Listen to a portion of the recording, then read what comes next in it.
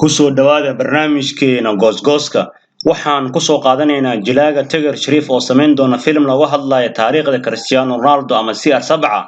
jilaaga looga haray doorka actionka sameyntiisa ee Tiger Shariif ayaa banaanka soo dhigay xiisaha u qabo film lagu hadlayo nolosha ciyaaryahanka kubadda cagta maqaamka sare ka gaaray xidigii hore Real Madrid iyo xulka kubadda cagta Portugal ee Cristiano Ronaldo Tiger Shariif ayaa ku sugnaa xalfad tartanka fuustalka xil ciyaareedkiisa afraad ee gudaha dalka Hindiya lagu qabanayay wuxuuna ku hadlayay afka kooxda uu taageeray Mumbai Wolves Tiger oo xiiseynayo ka hadlayda nolosha Cristiano Ronaldo wuxuu yiri waxaa jira ciyaartooy caan ah noloshooda film laga sameeyay waxa ila wanaagsan halyeega dalkeena nagu soo boqday Ronaldinho oo kale in film laga sameeyo noloshiisa aniga shakhsi ahaan waxaan jeclaan lahaa inaan jilo ama sameeyo film lagu hadlayo nolosha Cristiano Ronaldo hadii fursad la igu siiyo sameynta filmka noloshiisa lagu hadlayo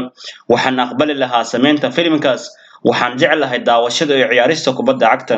sidaas daraadeed inaan ku matalo iyo inaan ku muujiyo xirfadeeda kubadda cagta ayaan jeclaan lahaa sidoo kale inaan matalo ama iska dhigo Cristiano Ronaldo daawadayaal intaas ayaan ku soo gabagabeynayna barnaamijkeena goosgooska aan kaga hadlaynay Tiger Shariif oo sameyn doona film lagu hadlayo nolosha CR7 haddaba sidee kula tahay hadduu sameeyo filmkan Tiger Shariif aragtidaada commentiga noogu